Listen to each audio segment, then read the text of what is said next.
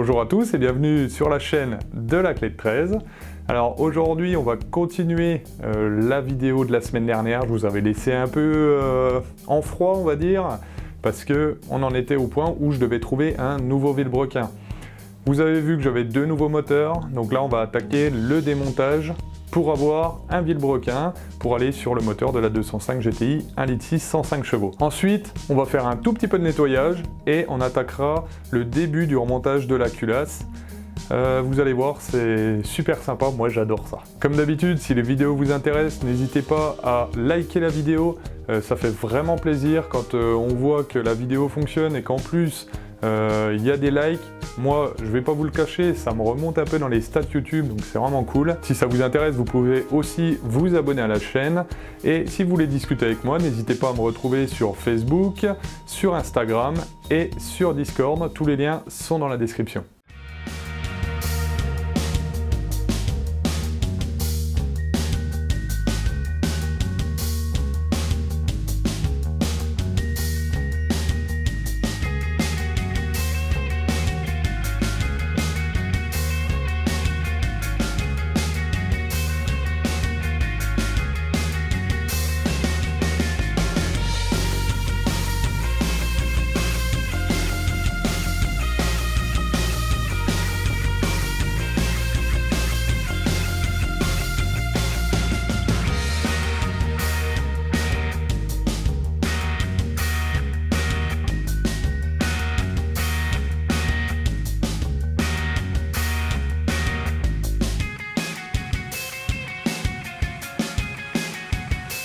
Alors j'ai tout démonté, j'ai démonté les paliers et les bielles, et maintenant je vais l'enlever du bloc.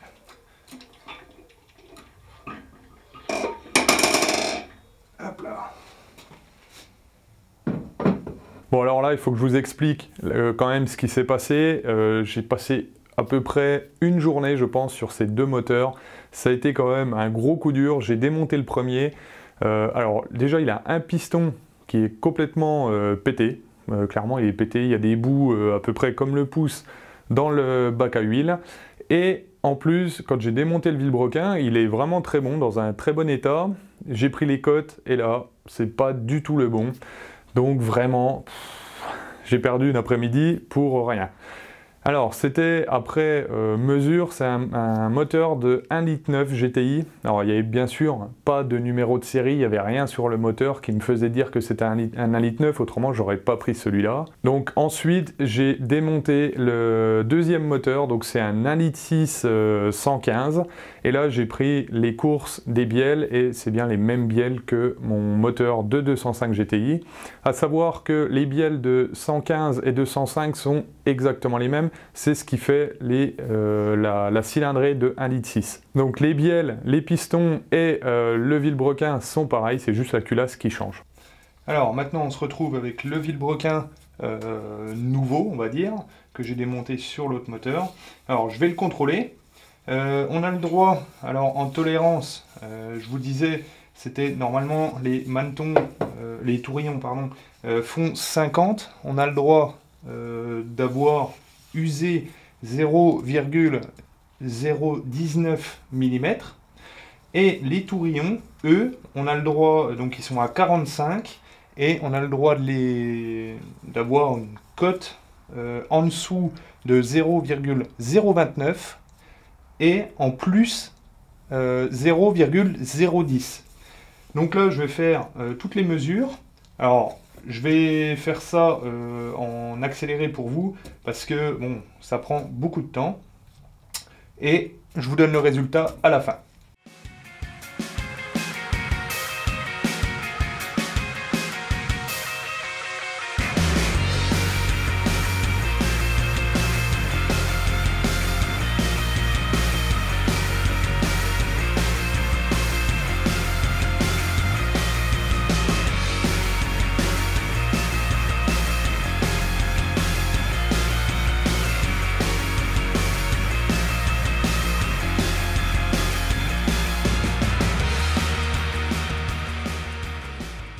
Alors voilà, là je viens de finir les mesures. Alors ce que je trouve au maximum pour les tourillons, c'est 10 mm, pardon, 0,01 mm en moins.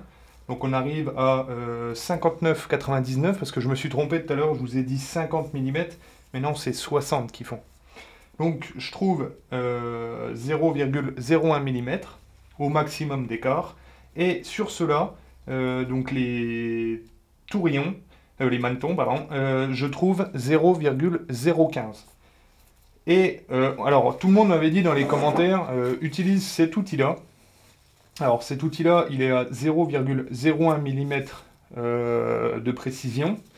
Et mon pied à coulisse donc, est à 0,01 mm aussi. Je trouve exactement, voire, on va pas dire exactement, mais on va dire à peu près les mêmes valeurs. Donc, je pense que le pied à coulisse, ça le fait aussi pour prendre les valeurs. Donc maintenant, le vilebrequin qui est là, en plus, je voulais le prendre parce que, en fait, il n'est pas rayé par rapport à l'ancien. On voit que l'ancien, il y a des endroits où il est vraiment, on va pas dire vraiment très marqué, mais il est quand même un peu marqué. Et j'avais envie d'en remettre un peu plus récent. Donc celui-là, il va aller dans la 205 GTI 1.6 105. En plus, donc pourquoi on prend des cotes, c'est pour pouvoir commander les coussinets qui vont avec. Donc là, comme je suis encore dans les valeurs que je vous donnais là, dans les tolérances, en fait, je peux utiliser des coussinets origine. Si toutefois, j'avais pas été dans ces cotes-là, donc comme celui-là, il faut le faire rectifier. Donc ça, c'est une possibilité avant de jeter votre vilebrequin, c'est de le faire rectifier. Ça coûte entre 100 et 200 euros à ce que j'ai vu. Donc vous faites rectifier votre vilebrequin, vous allez être en cote réparation, et avec cette cote réparation, vous pourrez trouver des coussinets qui vont avec pour la taille cote réparation. Donc moi, celui-là, je vais commander des coussinets en taille standard, donc en 9, et on pourra remonter ça directement dans le moteur. Alors, j'essaye en plus d'enlever les segments pour les pistons. Donc là, j'ai pris le piston numéro 1, et j'essaie de les enlever. Alors normalement, il faut une pince. Je pense que je l'achèterai pour leur montage. Mais déjà, je voulais les enlever. Donc ça, c'est le premier, c'est celui qui est vers le haut. Je vais essayer d'enlever le deuxième.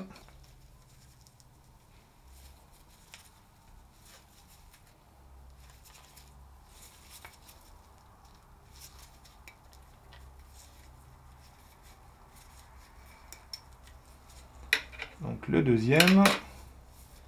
Et le troisième. Je crois qu'il est un peu plus coton à enlever celui-là. Bon, j'arrive pas à enlever le dernier là. Donc ce que je vais faire, c'est que je vais acheter une pince à segment. Et pour pouvoir les enlever, ça ira, je pense, beaucoup mieux. Avant, ce que je voulais faire, c'était prendre l'épaisseur des segments. Parce que sur Internet, il existe plusieurs épaisseurs de segments. Donc je voulais être sûr avant de ce que je devais commander. Donc là, on peut voir qu'il fait 1,75. Donc ça, c'est celui du milieu. Celui du haut, il fait 1,60.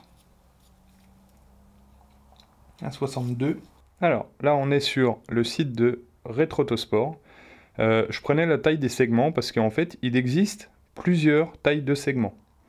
Donc on a des segments, déjà c'est pour du 83 mm, et dessus on a du 1,5, 1,5, 3, donc ça c'est celui du haut, il fait 1,5, celui du milieu 1,5, et celui du bas 3. Après on a du 1,5, 1,5, 4, et ensuite on a du 1,75, 1,75, 4.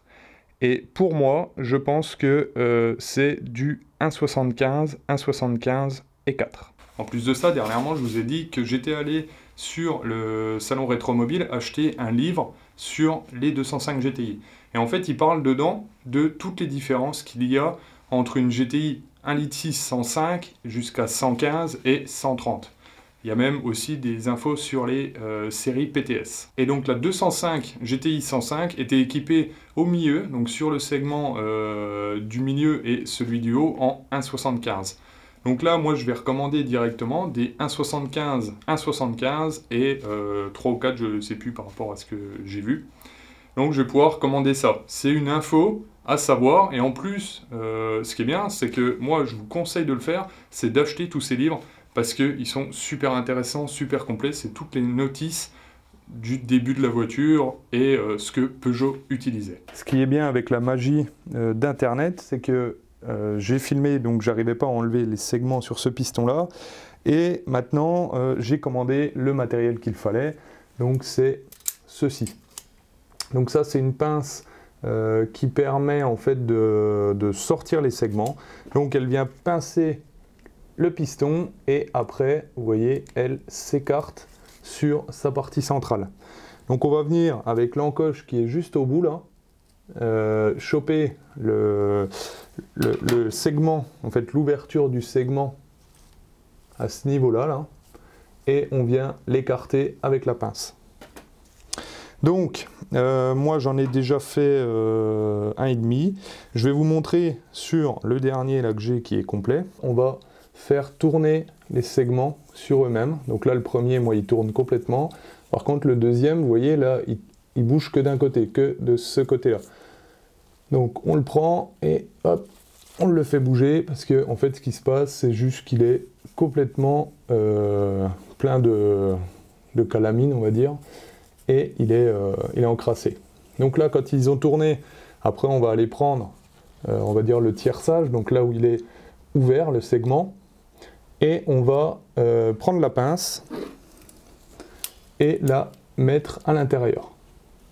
Donc là, je vais choper le segment. Vous voyez, j'ai l'encoche à ce niveau-là. Donc la pince, les petites excroissances qu'il y a, je viens la mettre dans l'encoche du segment.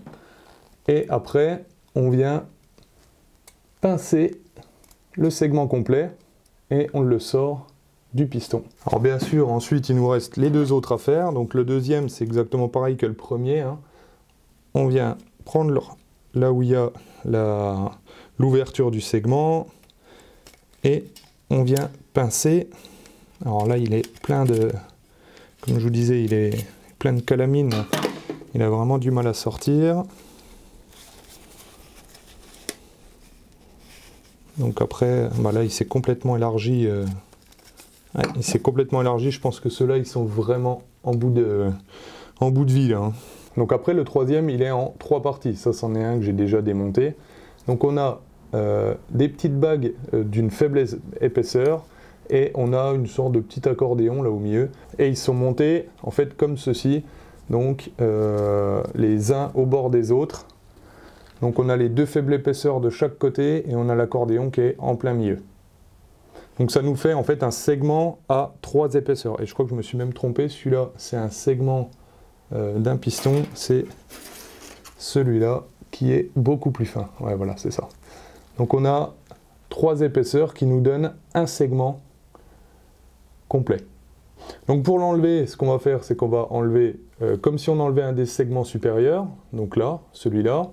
Après, on va enlever le deuxième segment, et après, il y aura juste à tirer le troisième en sorte de plastique ou acier. Là.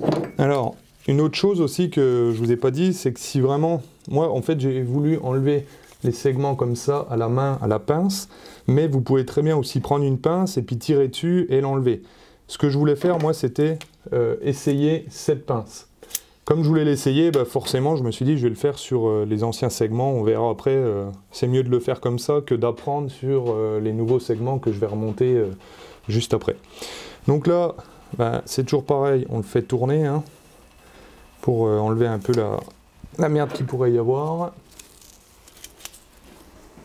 On prend la pince, et là, en fait, je me rends compte que j'ai pas du tout assez d'espace pour mettre ma pince. Donc ce que je vais faire, je vais directement y aller à la multiprise. Donc là, je chope un bord du segment là, de faible épaisseur. je fais le tour pour l'enlever. Voilà. Après, je vais choper le deuxième.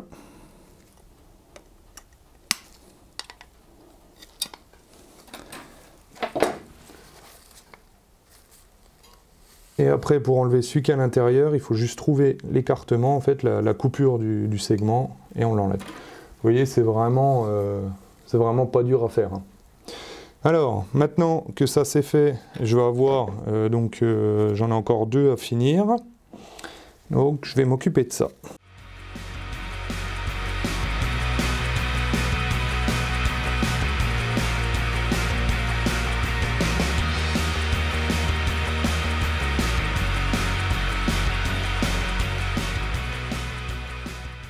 Maintenant que les pistons sont sans les segments, il va falloir les nettoyer. Alors pour les nettoyer, j'ai vu ça sur la chaîne de Cars & Mecha, Anthony, hein, vous devez connaître, et aussi sur une autre, mais je ne sais plus le nom de cette chaîne. En fait, c'est d'utiliser les segments qu'on a démontés précédemment. Donc ces segments, alors j'en ai jamais cassé, on m'a dit que ça cassait très facilement. Alors je vais essayer de le faire comme ça. Bon, en fait, c'est pas si simple que ça à casser, hein. On dirait que ceux-là, ils se tordent plutôt que casser. Donc ça tombe bien, en fait, la forme me va pas trop mal. Donc là, je vais prendre un bout du segment, en fait, voilà, l'encoche, hein, et je vais aller gratter dans la gorge du piston, gentiment, pour enlever toute la crasse qu'il pourrait y avoir. Alors bien sûr, c'est comme sur tout le moteur, hein. On force pas, on gratte gentiment. C'est pour enlever la surépaisseur qu'il pourrait y avoir.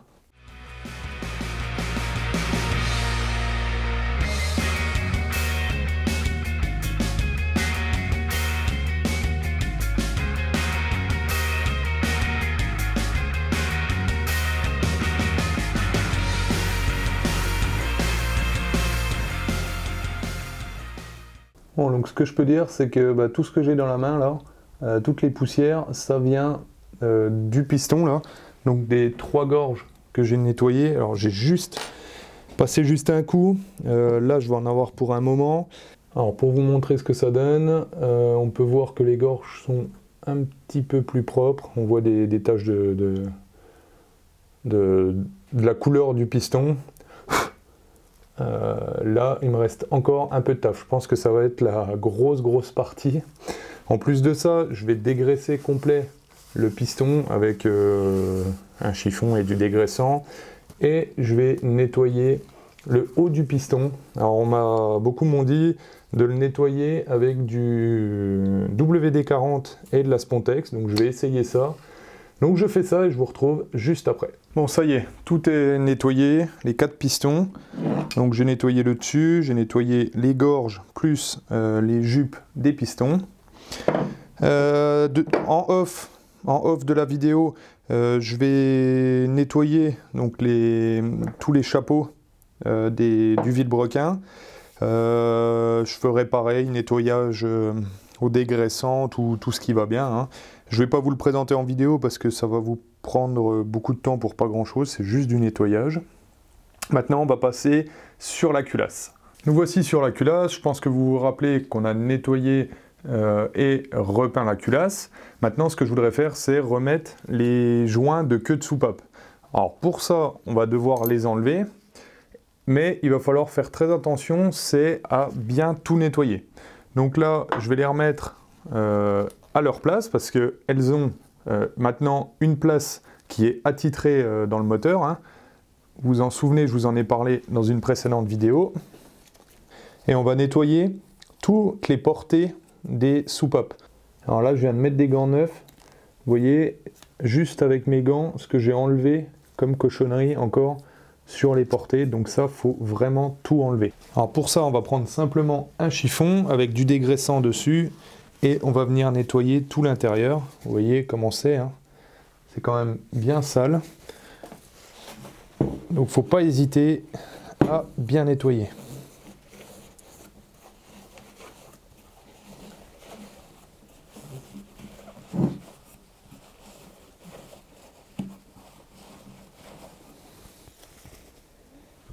pense que c'est flagrant, hein. Il faut vraiment le faire. Ensuite, je vais mettre un coup d'air en fait dans les puits en fait des soupapes, les guides des soupapes. Je vais mettre un coup d'air sec dedans pour essayer d'enlever s'il y a encore la moindre petite cochonnerie.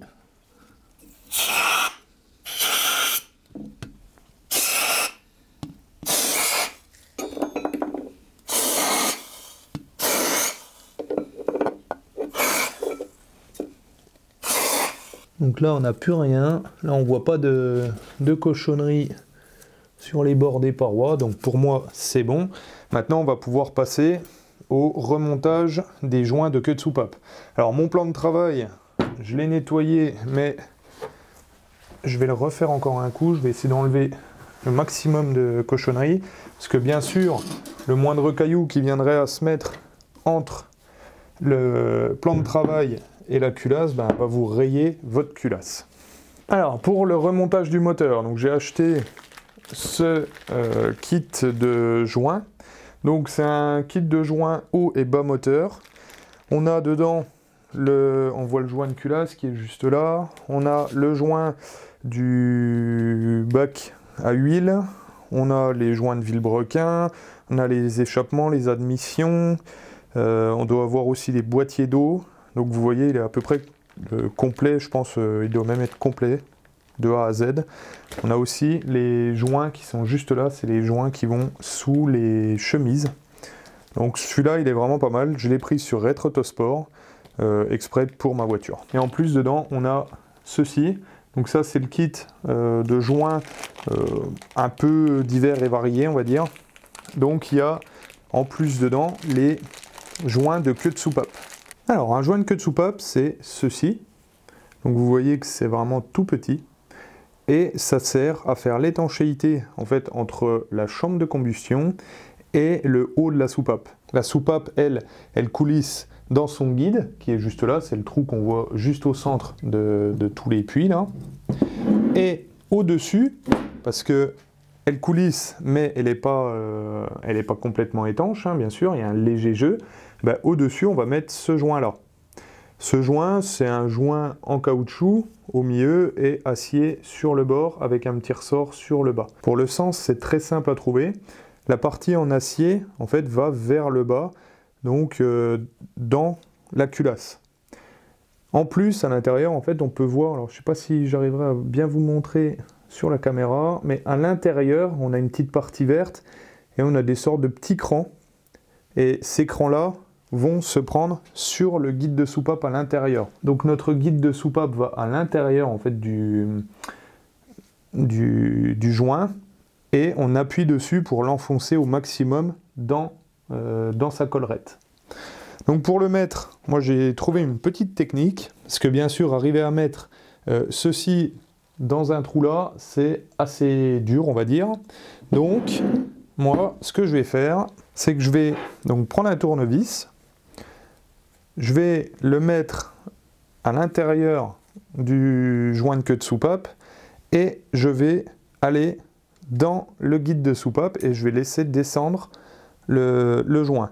Après, je peux enlever mon tournevis en faisant attention de ne pas faire tomber, ben voilà, comme ceci, le guide, le joint, pardon. On va y arriver. Je refais. Hop. Je vais appuyer un petit coup dessus pour l'enfoncer un petit peu, voilà. Et après, avec le pouce, je vais déjà commencer à l'enfoncer gentiment.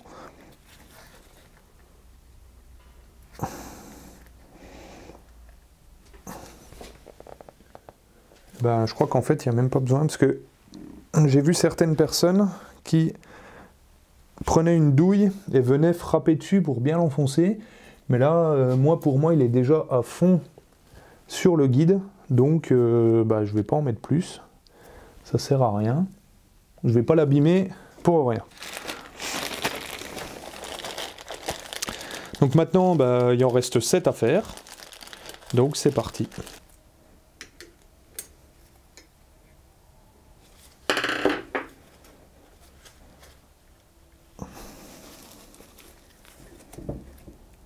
Bon, en fait, après mûre réflexion, je vais quand même y mettre un petit coup parce que le premier, là, je suis pas trop sûr qu'il soit bien enfoncé. Pour le mettre, je vais prendre une douille. Donc une douille, là, je suis sur du 11. Et je vais aller me loger juste devant le joint et je vais frapper un petit coup sur la douille.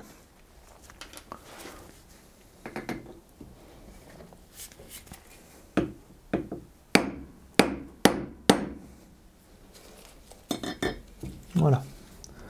Un petit coup celui-là aussi.